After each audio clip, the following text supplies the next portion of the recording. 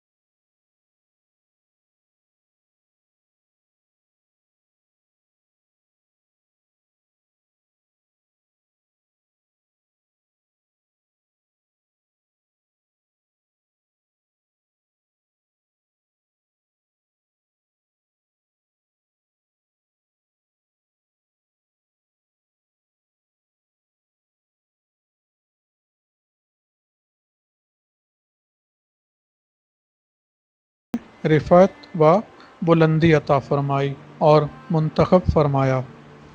اسی علم کی طلب میں حضرت سیدنا موسیٰ کلیم اللہ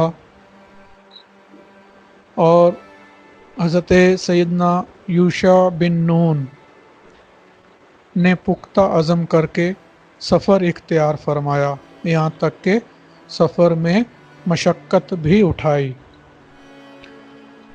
چنانچہ قرآن پاک میں اللہ تعالیٰ ارشاد فرماتا ہے، اور یاد کرو جب موسیٰ نے اپنے خادم سے کہا میں باز نہ رہوں گا جب تک وہاں نہ پہنچوں جہاں دو سمندر ملے ہیں، یا قرنوں یعنی مدتوں تک چلنا پڑے۔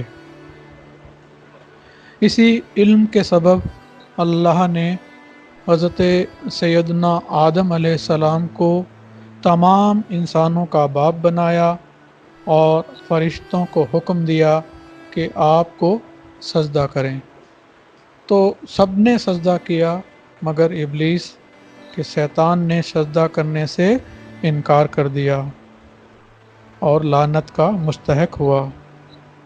اللہ عز و جل نے حضرت سیدنا آدم علیہ السلام کی اولاد سے مختلف قبیلے اور خاندان بنائے اور تقدیر کا فیصلہ ان پر جاری فرمایا، اور اس نے ہر شے کے لیے ایک ذریعہ بنایا۔ کس نے؟ اللہ نے، کہ اللہ نے ہر شے کے لیے ایک ذریعہ بنایا، علماء کو اپنی عنایت سے توفیق بخشی تو وہ رغبت اور شوق سے خدمت علم میں لگ گئے۔ الحمدللہ اس نے انہیں اپنے احکام کی سمجھ اور پہچان عطا فرمائی، جس کے ذریعے انہوں نے قدر و منزلت اور مراتب حاصل کیے، اس نے انہیں دنیا میں مخلوق کے لیے سردار اور رہنما بنایا، جس کے ذریعے انہوں نے بزرگی اور اخلاق حاصل کیا۔ اس نے ان کے دلوں میں ایسے انوار داخل فرما دیے جن کی روشنی میں وہ ایسی بعید باتوں تک پہنچ جاتے ہیں جن تک رسائی مشکل ہو۔ اس نے انہیں علم کے ذریعے عزت اور جلالت اور رعب اور ہیبت کا لباس پہنایا، تو وہ برگزیدہ اور منتخب بندے ہو گئے۔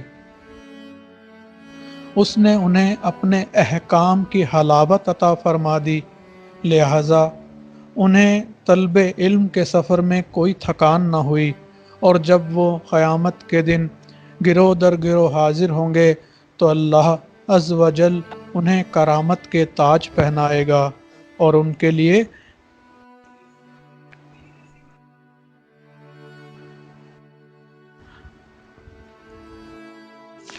تو اللہ انہیں کرامت کے تاج پہنائے گا، اور ان کے لیے یہ ندا ہوگی، اہلاً و سہلاً مرحبا۔ کس کی طرف سے؟ اللہ کی طرف سے، اہلاً و سہلاً مرحبا۔ الحمدللہ، میں اللہ کی ایسی حمد کرتا ہوں جسے نجات کا وسیلہ بنا سکوں، اور میں اس کلمے یعنی لا الہ الا اللہ وحدہ لا شریک لہ، اس کی گواہی دیتا ہوں تاکہ خوش کرنے والی عزت اور رفعت کا سامان ہو جائے، اور میں یہ بھی گواہی دیتا ہوں کہ حضرت سیدنا محمد مصطفیٰ احمد مجتبیٰ صلی اللہ علیہ وسلم اللہ کے خاص بندے اور رسول ہیں، اور جو خاص نبی اور پسندیدہ پیغمبر ہیں۔ آپ پر درود و سلام اور آپ کی آل، اصحاب، ازواج مطہرات اور نیک اور پسندیدہ اولاد پر ہمیشہ رحمت اور سلامتی نازل ہو، جب تک آسمان بادل ظاہر کرتا رہے اور پانی برستا رہے، آمین۔ اللہ کا شکر ہے کہ آج ہم لوگ ایک بار پھر کلاس کے لیے حاضر ہوئے۔ سیکھنے سکھانے کا سلسلہ پے در پے، مرحلہ بر مرحلہ آگے بڑھتا جا رہا ہے۔ الحمدللہ ایک کتاب ہم نے ختم کر لی، اور ہم دوسری کتاب کے تقریباً آدھے حصے تک پہنچنے والے ہیں انشاءاللہ تعالی۔ رمضان کے شروع ہونے سے پہلے اللہ چاہا تو یہ حدیثوں کی کتاب بھی مکمل ہو جائے گی، جس میں 40 حدیثوں کے بارے میں بیان کیا گیا ہے۔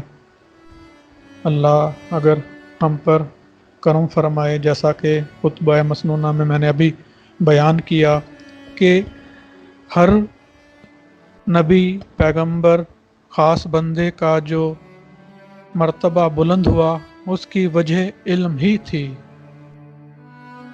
علم کی وجہ سے ہی ان لوگوں نے ایسے ایسے مقام حاصل کیے، یہاں تک کہ جنت کے اعلیٰ ترین درجوں تک پہنچ گئے۔ الحمدللہ ہم بھی اسی راہ کے مسافر ہیں، اللہ ہمیں کامیابی بخشے۔ تو آج جو کتاب ہم نے پڑھنی ہے وہ حدیثوں کے تعلق سے ہے، فیضان چہل حدیث، اور اس سے پہلے ہم نے 11 حدیثیں الحمدللہ مکمل کر لی ہیں۔ آج 12ویں حدیث کے تعلق سے پڑھیں گے، الحدیث ثانی عشرہ۔ اس سے پہلے کون سی تھی؟ 11ویں حدیث، الحدیث الواحد عشرہ۔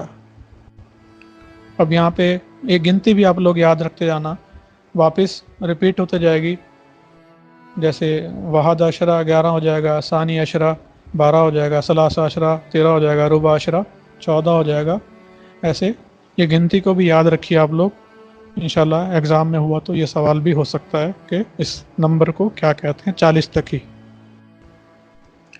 تو آج کی جو حدیث ہے وہ گواہی کے تعلق سے ہے، شہادت کے تعلق سے ہے، شہید کے تعلق سے ہے، گواہی نہیں، شہید کے تعلق سے ہے شہادتیں۔ تو میں تحدیث نعمت عربی میں پڑھ دیتا ہوں، حالانکہ آپ لوگوں کو ضرورت نہیں ہے، کیونکہ ہماری یہ اردو کی کلاس ہے، اردو کی مشق ہے۔ بسم اللہ الرحمن الرحیم۔ ان جابر ابن عتیق قال قال رسول اللہ الشہادۃ سبع سوا القتل فی سبیل اللہ المطعون شہید الغرق شہید والصحابی الذاتی الجنب شہید والمبتون شہید والصاحب الحریق شہید والذی یموت تحت الحدام شہید المرأۃ تموت بجمع شہید۔ اس کا جو ترجمہ بنے گا لفظی ان جابر بن عتیق، حضرت جابر بن عتیق سے روایت ہے، قالا کیا کہا انہوں نے، قالا رسول اللہ فرمایا اللہ کے رسول نے، الشہادۃ سبع شہادتیں 7 ہے، 7 طرح کی شہادتیں ہیں، سوا القتل فی سبیل اللہ جو اللہ کی راہ میں قتل ہوتے ہیں اس کے علاوہ، سوا علاوہ القتل قتل فی سبیل اللہ اللہ کی راہ میں، اللہ کی راہ میں قتل ہونے کے علاوہ 7 شہادتیں اور ہیں، ان کو بھی شہید کا ہی درجہ، ان شہید کا مقام ملے گا۔ کس کو؟ المطعون جو طاعون میں شہید، طاعون میں مرے وہ شہید ہے، والغریق شہید جو پانی میں ڈوب کے مرے وہ بھی شہید ہے، والصاحب ذات الجنب یہ ذات الجنب ایک بیماری ہوتی ہے جس میں جسم پہ پھنسے وغیرہ آ جاتے ہیں یا پھوڑے وغیرہ، بخار بھی آتا ہے، انشاءاللہ آگے تفصیل آئے گی، اگر اس میں کوئی مرتا ہے وہ بھی شہید ہے۔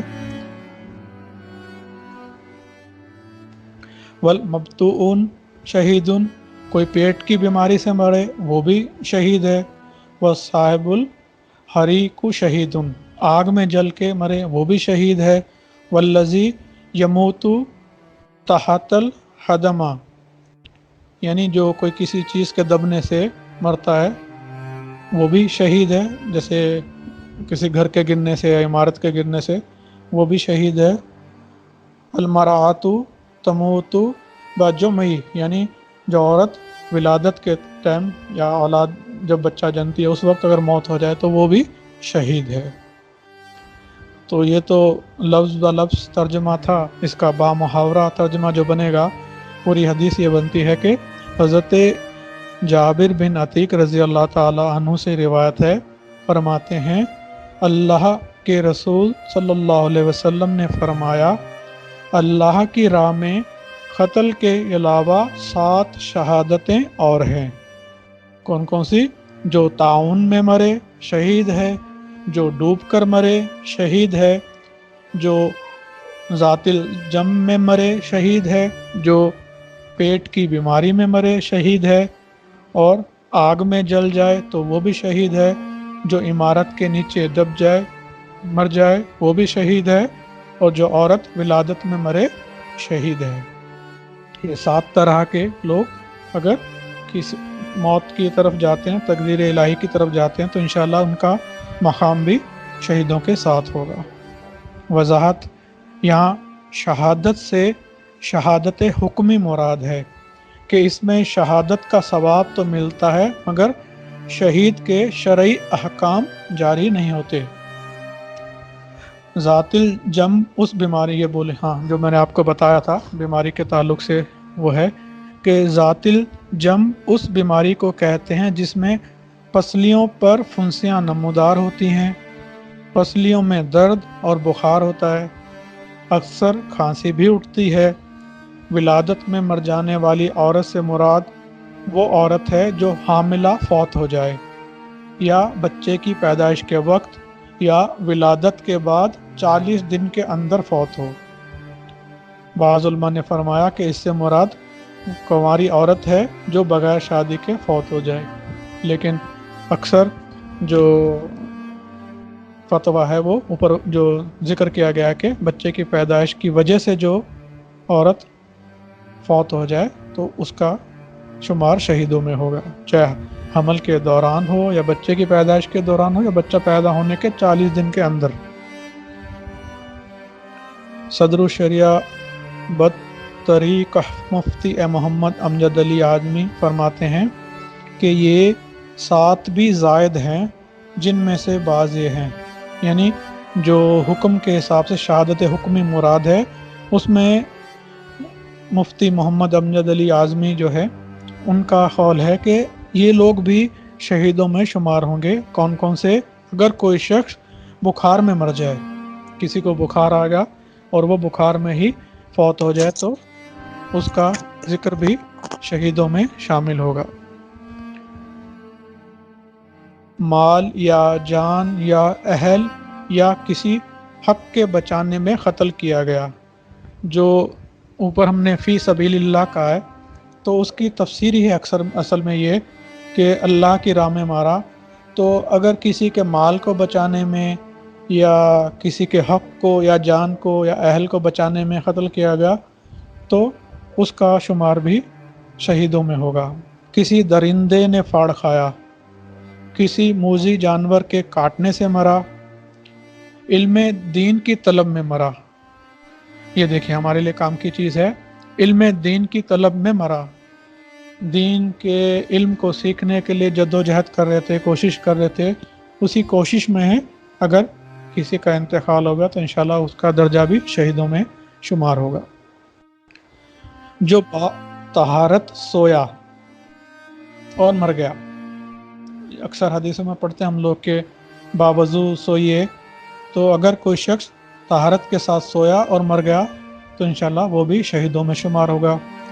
جو سچے دل سے یہ سوال کرے کہ اللہ کی راہ میں قتل کیا جاؤں، یہ اس کا دار و مدار نیت کے ساتھ ہے، انما الاعمال بالنیات، کہ ہر عمل کا دار و مدار نیت پر ہے۔ اگر کوئی دل سے نیت کر لے کہ اللہ کی راہ میں شہید ہو جاؤں، اس کے بعد اگر اس کے دل میں اللہ صدق اور نیت میں سچائی پائے گا تو کیسے بھی اس کی موت ہو تو انشاءاللہ تعالی وہ بھی فی سبیل اللہ شہید کہلائے گا۔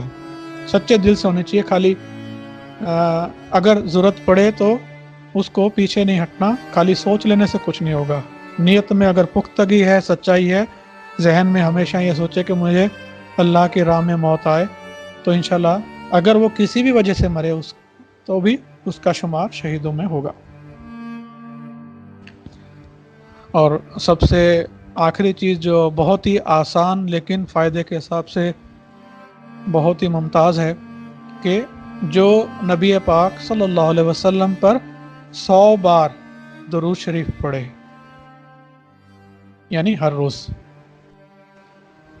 روز جو کم از کم 100 مرتبہ نبی پاک پر درود شریف پڑھے تو انشاءاللہ تعالی اس کا شمار بھی شہیدوں میں ہوگا۔ یہ جو میں چیزیں پڑھ رہا ہوں یہ حدیث نہیں ہے، یہ مفتی امجد علی اعظمی ان کا قول ہے، یہ خاص طور پہ خیال رکھنا، یہ حدیثیں نہیں ہیں۔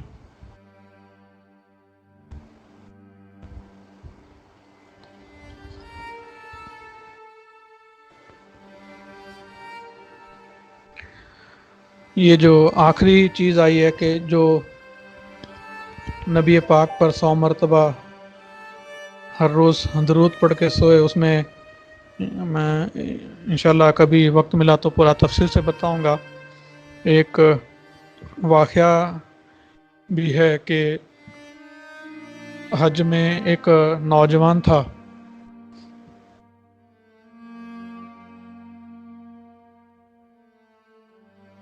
تو لوگوں نے دیکھا کہ یہ نوجوان جو ہے حج میں طواف کر رہا ہے تو بھی درود پڑھ رہا ہے، کعبے کے غلاف کے ساتھ لپٹ کے رو رہا ہے تو بھی درود پڑھ رہا ہے، صفا مروہ پہ صحیح کر رہا ہے تو بھی درود پڑھ رہا ہے، صحیح کرنے کے بعد مینا میں جا کے ٹھہر رہا ہے تو درود کا ذکر ہے، ہر طرف کنکریاں مار رہا ہے شیطان کو تو بھی درود کا ذکر ہے، ہر طرف درود ہی پڑھ رہا ہے۔ لوگوں نے سنا یہ صرف درود کا ذکر کرتے جا رہا ہے تو لوگوں کو تعجب ہوا، لوگ تو بڑی بڑی کتابیں لے کے دعائیں پڑھ رہے تھے، حج کا موقع ہے، اللہ کے گھر میں ٹھہرے ہوئے ہیں، دعائیں پڑھنے کا وقت ہے، طرح طرح کی پریشانیوں سے بچنے کا وقت ہے، دنیا اور آخرت مانگنے کا وقت ہے، انہیں صرف درود پڑھتے جا رہا ہے، کوئی دعا نہیں کر رہا، تو ظاہر سی بات ہے लोगों को तशवीश हुई, ताज्जुब हुआ कि ऐसा क्यों कर रहे शख्स।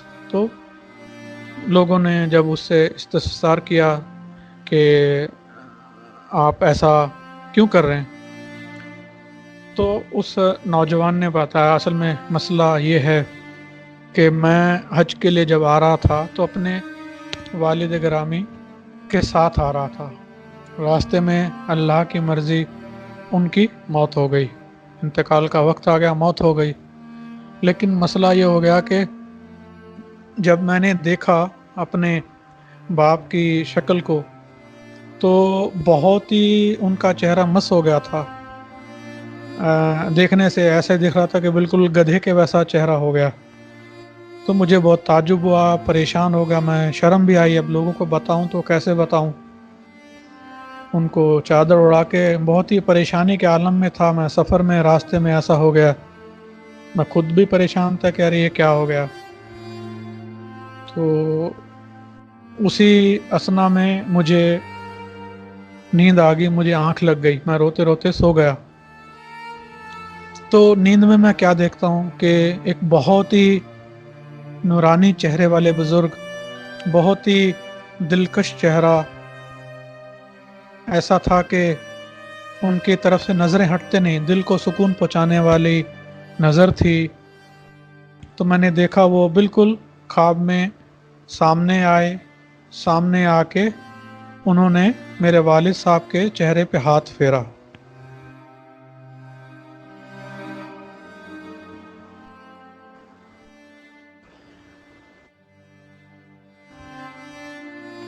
तो उन्होंने मेरे वालिद साहब के चेहरे पे हाथ फेरा।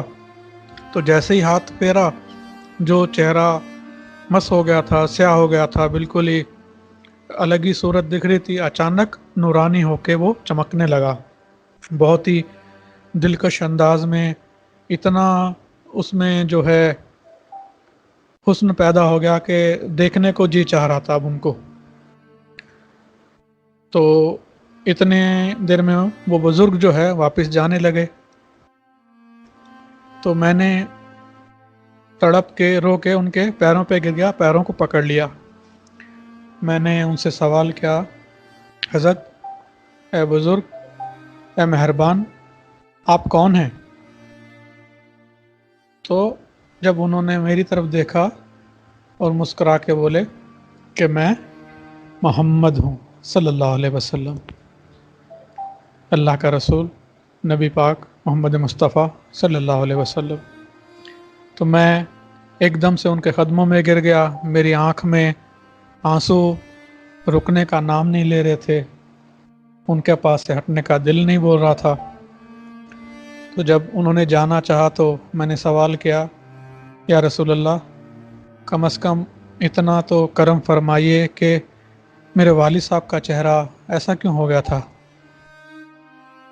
तो तब आका ने जो है अपने मुंह से फूलों की बरसात की, लफ्ज़ निकाले मोहब्बत भरे कि असल में तुम्हारे वालिद के जो ज़रिया माश था, यानी कारोबार में कमाई का जो ज़रिया था, उसमें कुछ हराम माल आ रहा था। वो हराम माल आने की वजह से अल्लाह की तरफ से इन पर अज़ाब मुकर्रर हो चुका था। अब अज़ाब जो था या तो दुनिया में मिलना था या क़यामत के रोज़। तो अल्लाह ने चाहा, एक काम करते हैं, इसको क़यामत के दिन रुसवा नहीं करेंगे, इसको दुनिया में ही इसका हिसाब दे देते हैं ताकि क़यामत के दिन ये बिल्कुल पाक साफ उठे। तो इसलिए अल्लाह ने उसका चेहरा उस हराम कमाई की वजह से, बहुत ही कम हिस्सा था लेकिन आ रहा था घर में, जो इनके पेट में लुक़मा जा रहा था, उस वजह से अल्लाह ने इनके चेहरे को मस कर दिया था। लेकिन तुम्हारे वालिद साहब की एक बात, एक आदत थी। वो क्या थी कि तुम्हारे वालिद का हर रोज़ 100 मरतबा दरूद मुझ तक पहुंचता था। हर रोज़ 100 मरतबा दरूद मुझ तक पहुंचता था तुम्हारे वालिद का, लेकिन आज नहीं पहुंचा। جب میں نے درود نہیں پہنچا تو جاننا چاہا کیا ہوا تو معلوم ہوا یہ ماجرا ہے، یہ معاملہ ہے، اللہ نے ان کی روح کو واپس بلا لیا اور ان کے ساتھ یہ معاملہ ہوا۔ اب اللہ نے ان پہ یہ کرم کیا کہ قیامت کو ان کو رسوا ہونے سے بچا لیا، لیکن کیونکہ یہ 100 درود مجھ تک روز بھیجتا تھا تو میں نے چاہا، اللہ نے جب قیامت میں اس کو رسوا نہیں کیا تو دنیا میں بھی اس کو رسوا نہیں ہونے دوں گا، تو اس وجہ سے مجھے آنا پڑا۔ اتنا کہہ کے نبی کریم وہاں سے چلے گئے، رخصت فرما گئے۔ تو جو لوگ سوال کر رہے تھے کہ تو درود ہی درود کیوں پڑھ رہا ہے، تو اس نے نوجوان نے جواب دیا کہ صرف 100 مرتبہ میرے والد درود پڑھتے تھے، اس وجہ سے ان کا یہ معاملہ ہوا۔ اب آپ لوگ بتائیے، میں درود کے سوا اور پڑھوں تو کیا پڑھوں؟ ہر وقت درود کا ہی ذکر کروں گا۔ 100 مرتبہ درود پڑھنے کے عوض میں آقا خود تشریف لائے، ان کو رسوا ہونے سے بچا لیا۔ اب میں اور کیا پڑھوں؟ میرے لیے تو بس دن بھی یہی، رات بھی یہی، آگے بھی یہی، پیچھے بھی یہی، ہر وقت درود ہی درود میرے لیے سب سے، جو بولتے ہیں کہ عظیم ذکر جو ہے، سب سے بلند تعالی ذکر، بس یہی ہے۔ تو ابھی جو ہم نے حدیث پڑھی ہے کہ جو نبی کریم صلی اللہ علیہ وسلم پر 100 بار درود شریف پڑھے وہ شہیدوں میں شمار ہوگا۔ تو اب انشاءاللہ تعالی ہم لوگ بھی نیت کر لیں کہ کچھ بھی ہو جائے کم از کم 100 مرتبہ نبی پاک پر درود ہر روز بھیجا کریں گے انشاءاللہ۔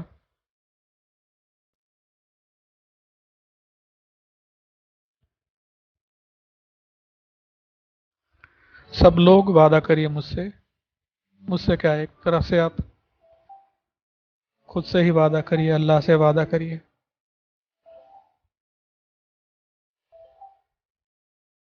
اور یہ چیز صرف ہمارے اور رسول اللہ کے بیچ میں ہونی چاہیے، بس کسی کو بولنے کی ضرورت نہیں ہے، کسی کو بتانے کی ضرورت نہیں ہے۔ انشاءاللہ اللہ ہمارے لیے آسانی فرمائے۔ نیت کر لیجئے انشاءاللہ، نیت پہ ہی ابھی ہم نے پیچھے جو ذکر کیا کہ جو سچے دل سے سوال کرے کہ اللہ کی راہ میں قتل ہو جاؤں تو وہ بھی شہیدوں میں شمار ہوگا۔ آپ لوگ بھی سچے دل سے نیت کر لیجئے، انشاءاللہ ہمارا درود آقا تک پہنچ ہی جائے گا۔ جیسے اس سے پہلے بھی ہم نے ایک حدیث پڑھی تھی کہ بخار کے تعلق سے اگر کوئی شخص اللہ کی طرف سے آزمائش میں ہوتا ہے تو حالانکہ اس کے اعمال نہیں کرتا، جو پہلے کیا کرتا تھا اللہ تعالیٰ وہ بھی لکھتے جاتا ہے، اس کا اجر بھی بالکل ہبہو جیسے وہ پہلے کرتا تھا، جب تک آزمائش میں ہے وہ اعمال لکھے جاتے ہیں۔ تو انشاءاللہ ہم لوگ بھی سچے دل سے نیت کریں گے تو کبھی خدا نہ خواستہ کسی وجہ سے اللہ کی آزمائش آئی بھی تو کوشش کریں گے، پڑھیں گے، اگر نہیں ہوئے تو انشاءاللہ اللہ ہمارے عمل کو تو اسی طرح برقرار رکھے گا انشاءاللہ۔ الحدیث الثالث عشرہ، یعنی 13ویں حدیث، عیادت کی فضیلت۔ ان علی قال سمعت رسول اللہ یقول ما من مسلم یعود مسلما غدوة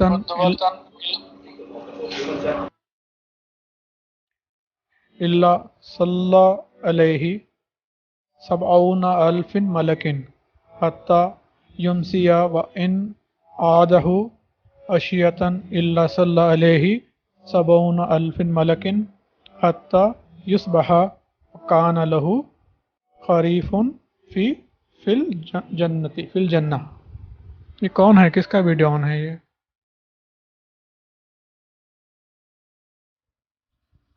جی لفظی ترجمہ کیا ہے؟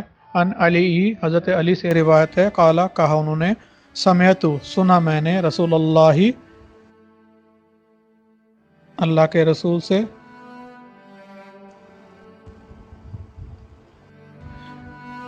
کیا سنا؟ یقولو وہ فرماتے ہیں، ما من مسلمی، ما نہیں کا یہ ہے معنی نہیں ہے کوئی مسلمان، مسلمان میں سے، ما من مسلمی یعود مسلمن جو عیادت کرتا ہے مسلم کی، غدوتاً، غدون یعنی غدن صبح کے وقت کو بولتے ہیں، اللہ مگر، صلی علیہ مغفرت کی دعا کرتے ہیں، علیہ اس کے لیے، سبعون الفن 70,000، کتنے؟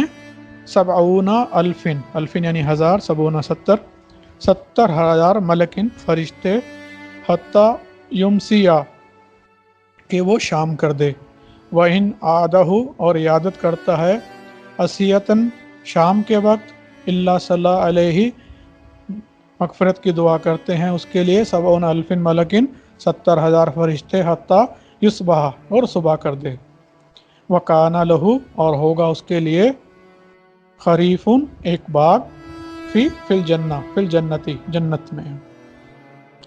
با محاورہ ترجمہ، حضرت علی رضی اللہ تعالی عنہ سے روایت ہے، انہوں نے کہا، میں نے اللہ عز و جل کے رسول صلی اللہ علیہ وسلم کو فرماتے سنا کہ جب کوئی مسلمان اپنے مسلمان بھائی کی صبح کے وقت عیادت کرتا ہے تو شام تک 70,000 فرشتے اس کے لیے رحمت و مغفرت کی دعا کرتے ہیں، اور جو شام کے وقت عیادت کرتا ہے تو صبح تک 70,000 فرشتے اس کے لیے رحمت اور مغفرت کی دعا کرتے ہیں، اور اس کے لیے جنت میں باغ ہے۔ یہاں صبح سے مراد دوپہر سے پہلے کا وقت ہے، اور شام سے بعد دوپہر یا رات کے شروع ہونے کا وقت مراد ہے۔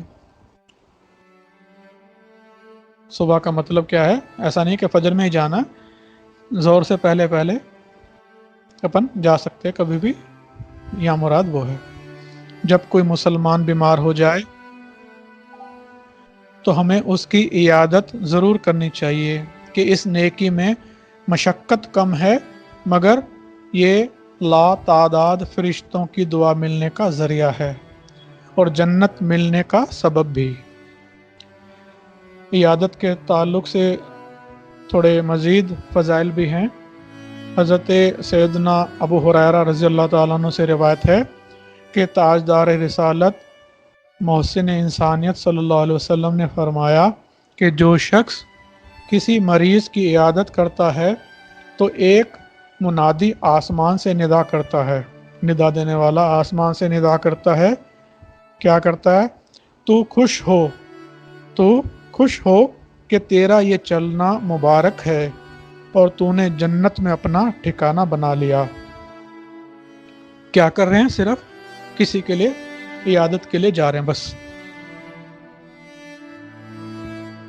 حضرت سیدنا انس سے روایت ہے کہ تمام نبیوں کے سردار صلی اللہ علیہ وسلم نے فرمایا کہ جس نے اچھے طریقے سے وضو کیا اور ثواب کی امید پر اپنے کسی مسلمان بھائی کی عیادت کی، اسے جہنم سے 70 سال کے فاصلے تک دور کر دیا جائے گا۔ سبحان اللہ۔ صرف اچھے طریقے سے وضو کرنا، ثواب کی امید سے صرف اللہ کی رضا کی خاطر مسلمان بھائی کی عیادت کرنا، 70 سال کے فاصلے تک جہنم سے دور ہو جائے گا۔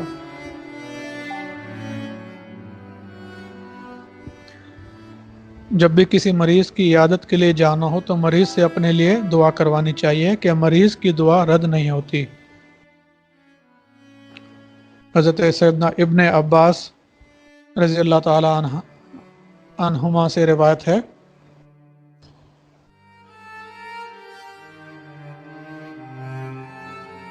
کہ سرکار والا تبار دو عالم کے مالک و مختار صلی اللہ علیہ وسلم نے فرمایا کہ مریض جب تک تندرست نہ ہو جائے اس کی دعا رد نہیں ہوتی۔ تو کوشش کرنا چاہیے ہم لوگ کسی بیمار سے عیادت کے لیے جائیں، اللہ کی طرف سے بھی جو ہے خوشخبری ہے ہمارے لیے، 70,000 فرشتے ہمارے لیے دعا کر رہے ہیں، جنت سے بھی 70,000 سال کا فاصلہ ہو گیا۔ اور خاص طور پہ پھر مریض کو بھی اپنے لیے دعا کرنے کے لیے بولیں، کیونکہ اس کی دعا رد نہیں ہوتی۔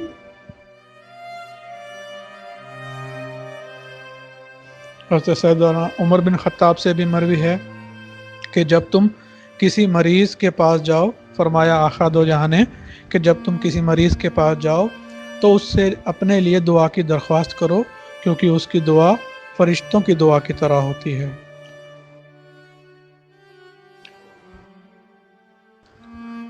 اگلی حدیث الحدیث الرابع عشرہ، 14ویں حدیث دعائے شفا۔ یہ پچھلی حدیث کا تسلسل ہی ہے، اس میں صرف اپنے ان کے لیے دعا کرنے کا ذکر آئے گا شاید۔ جی، عن ابن عباس قال قال رسول اللہ ما من مسلمی یعود مسلمن، یہ تو ہم نے دیکھ لیا تھا۔ اس کے بعد کیا کہا؟ فیقول 7 مرات اسأل اللہ العظیم رب العرش العظیم ان یشفیک الا شفیع الا ان یکون قد حضر اجلہ۔ ان ابن عباس، حضرت ابن عباس سے روایت ہے، کہا انہوں نے، قال رسول اللہ، فرمایا رسول اللہ نے، ما من مسلمی، نہیں ہے کوئی مسلمان، یعودو جو عیادت کرتا ہے مسلمن کسی مسلمان کی، فیقولو، اس کے بعد یہ تھوڑا چیز جو ہے اس میں اضافی ہے، پچھلی حدیث میں نہیں تھی، کہ فیقولو اور کہتا ہے 7 مرات 7 مرتبہ، اسألو میں سوال کرتا ہوں، اللہ العظیم اللہ سے جو عظمت والا ہے۔ اچھا، آپ لوگ یہ جو عربی زبان کے 10 سبق پڑھ رہے ہیں، انشاءاللہ میں ابھی رمضان کے بعد سے آپ لوگوں کی عربی کی کلاس لوں گا، جس میں گرامر پڑھیں گے ہم لوگ۔ کوئی یہ بتا سکتا ہے یہ اسألو جو ابھی آیا اس میں حدیث میں، صرف میں پوچھ رہا ہوں، پریشان نہیں ہونا، نہیں معلوم تو دیکھوں تو اسی کس مقام پہ پہنچے آپ لوگ، کون سا سیگا ہے یہ اسألو؟ کوئی بتا سکتا ہے؟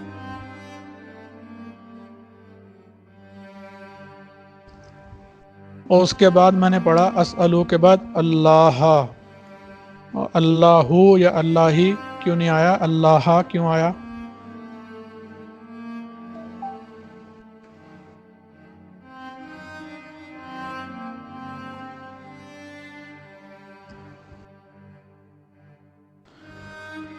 نہیں، ترجمہ نہیں پوچھا، کون سا سیگا ہے؟ آپ لوگوں نے وہ سیگے پڑھے ہوں گے نا، ابھی آج لوگ آپ لوگ وہ گردان وغیرہ کر رہے ہوں گے اس میں، ماضی مضارع کی یا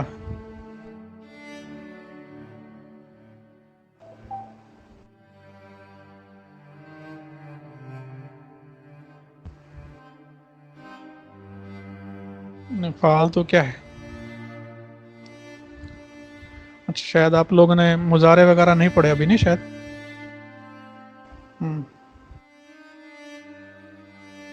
اچھا ٹھیک۔ اچھا چلو، اگر اصلو یہ ہے مضارع جو ہوتا ہے پریزنٹ اور فیوچر کے لیے ہوتا ہے، مطلب حال کے لیے اور مستقبل کے لیے، اور ماضی جو زمانہ گزر چکا، آپ لوگ جو یہ فعلا کی جو گردان کر رہے ہیں اس میں ماضی کی گردان ہے۔ اگر اس کی جگہ اگر میں بول دوں سألتو اللہ العظیمہ، تو سألتو کا مطلب کون سا صیغہ سألتو؟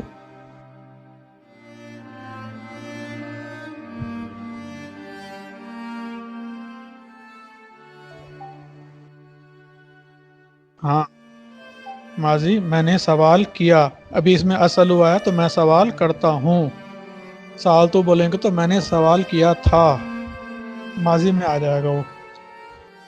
تو اس کے بعد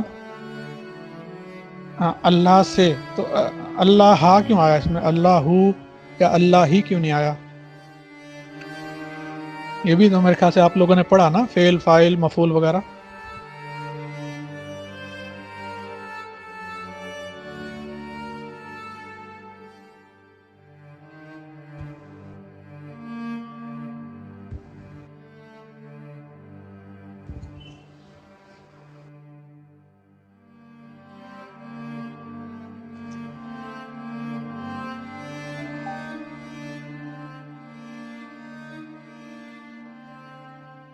جی صحیح، اللہ پہ کیونکہ مفعول ہے تو اسی وجہ سے زبر آیا، اس پہ منصوب ہے، منصوب کی کیفیت بنے گی۔ سآلتو میں فعل بھی آ گیا، فاعل بھی آ گیا اس کے اندر ہی، تو اس لیے باقی بچا مفعول، اور مفعول پہ ہمیشہ زبر آتی ہے، منصوب ہوتا ہے وہ۔ اور العظیمہ، اس پہ کیوں زبر آ گیا؟ چلیے خیر، انشاءاللہ وقت نہیں ہے ابھی، یہ انشاءاللہ جب میں پڑھاؤں گا نا اس میں یہ تفصیل سے آئے گا کہ جیسے میں نے اسألو سے سالتو بنا دیا، تو یہ ساری چیزیں آپ لوگوں کو سیکھیں گے، سکھاؤں گا، آپ لوگ خود سیکھیں گے کہ کوئی بھی سیگا مل جائے، سیگے کا ایک لفظ مل گیا تو اس کا ماضی کیسے بنانا ہے، مضارع کیسے بنانا ہے، یا تھرڈ پرسن کے لیے، سیکنڈ پرسن کے لیے، فرسٹ پرسن کے لیے کیسے اس سیگے کی پہچان کرنی ہے، روٹ ورڈ کیسے نکالنا ہے، اور اس سے آگے اور سیگے کیسے بنانا ہے، انشاءاللہ وہ دیکھیں گے۔ نہیں نہیں، یہ جملہ فعلیہ بن گیا، اس کے بعد مبتدا خبر نہیں بنے گا، یا تو جملہ اسألو فعل ہو گیا، اللہ مفعول ہو گیا، اس کے بعد ابھی آپ لوگوں نے نہیں پڑھا ہوگا کہ ایک چیز ہوتی ہے موصوف صفت، جیسا موصوف کی کیفیت ہوتی ہے، موصوف پہ جو اعراب آئے گا صفت پہ بھی وہی اعراب آئے گا، تو اس لیے اللہ العظیمہ آیا، اللہ جو عظمت کا والا ہے، رحم والا ہے، کرم والا ہے، جتنی بھی اس کی صفتیں آئیں گی وہ ویسے ہی بنتے جائیں گی، اللہ العظیمہ، الکریمہ، الرحیمہ، سب پہ زبر آتا جائے گا۔ تو موصوف صفت جب پڑھیں گے انشاءاللہ اس میں، البتہ یہ تو آپ کو معلوم ہوگا، جیسے ابھی یہ اللہ ہم نے مفعول بنایا، زبر لگایا، العظیمہ صفت بنی، پہلی صفت، اب دوسری صفت کیا ہے؟ رب العرش العظیمی، تو دیکھیے رب پہ بھی فتح آیا، ربل نہیں آیا، رب نہیں آیا۔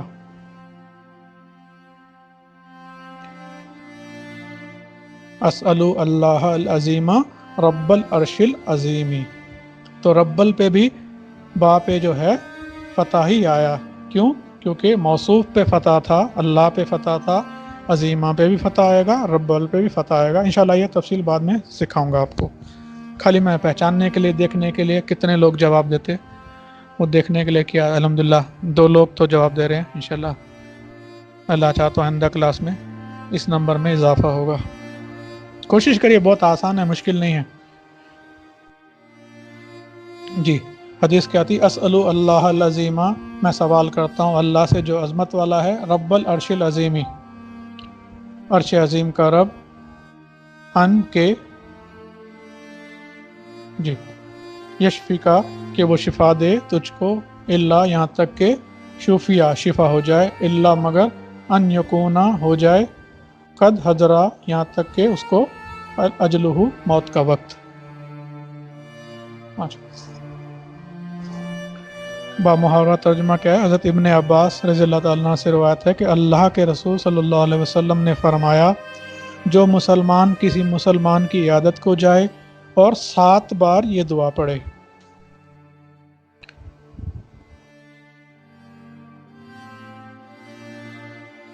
جی، اور کتنی بار؟ 7 بار، 7 مراتن، وہ جو ہم نے اوپر پڑھی، اسألو اللہ العظیم رب العشم ان یشفیکا، کہ تجھے شفا ہو، میں اللہ عظمت والے سے دعا کرتا ہوں جو عرش عظیم کا رب ہے کہ تجھے شفا دے، اگر موت کا وقت نہیں آ گیا تو اسے ضرور شفا ہوگی۔ اگر ہم لوگ کسی کی عیادت کے لیے جاتے ہیں تو 7 مرتبہ یہ اگر دعا پڑھ لیں تو انشاءاللہ تعالی، یا تو وہ اگر موت کا وقت آ گیا تو اس کو تو کچھ نہیں کر سکتے، اللہ کی تقدیر ہے، نہیں تو انشاءاللہ تعالی وہ ہر بیماری سے اللہ چاہ تو شفا حاصل کر لے گا۔ حدیث پاک میں مذکور دعا پڑھنے پر شفا یابی کا یہ حکم تغلیبی ہے، یعنی اکثر شفا ہوگی، مطلب یہ ہے کہ اگر اس عمل کے تمام شرائط جمع ہوں تو انشاءاللہ ضرور شفا ہوگی، اگر کبھی شفا نہ ہو تو سمجھو کہ ہماری طرف سے کوئی کوتاہی ہوئی ہے، اللہ اور رسول بے شک سچے ہیں۔ اس حدیث سے معلوم ہوا کہ موت کا علاج نہیں، مرکات میں ہے کہ اگر قریب المرگ پر یہ دعا پڑھی جائے تو انشاءاللہ اس کی جاں کنی میں آسانی ہوگی اور ایمان پر خاتمہ ہوگا، غرض کہ دعا رائے گاہ نہیں جائے گی، شفائے ظاہر نہ ہو تو شفائے باطن ہوگی انشاءاللہ تعالی۔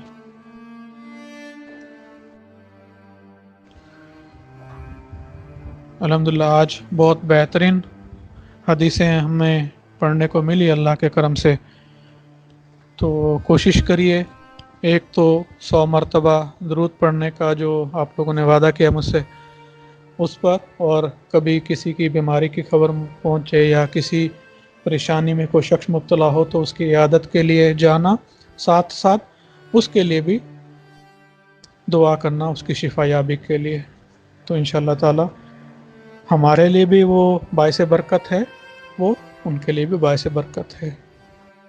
اللہ کا کرم ہے، اللہ تعالیٰ اپنے بہترین احکامات سے ہمیں جو ہے مطلع کرا رہا ہے، اس کی سمجھ، اس کا فہم ہمارے ذہنوں میں، دلوں میں ڈال رہا ہے۔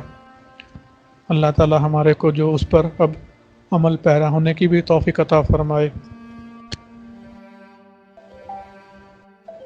ربنا آتنا فی الدنیا حسنۃ وفی الآخرۃ قنا عذاب النار، سمعنا وأطعنا غفرانک ربنا وإلیک المصیر، ربنا ظلمنا أنفسنا وإن لم تغفر لنا وترحمنا لنكونن من الخاسرین، إنک عفو تحب العفو فاعف عنا یا کریم، وفضل سبحان ربک رب العزة عما یصفون، والسلام علی المرسلین، الحمد للہ رب العالمین، حق لا الہ الا اللہ۔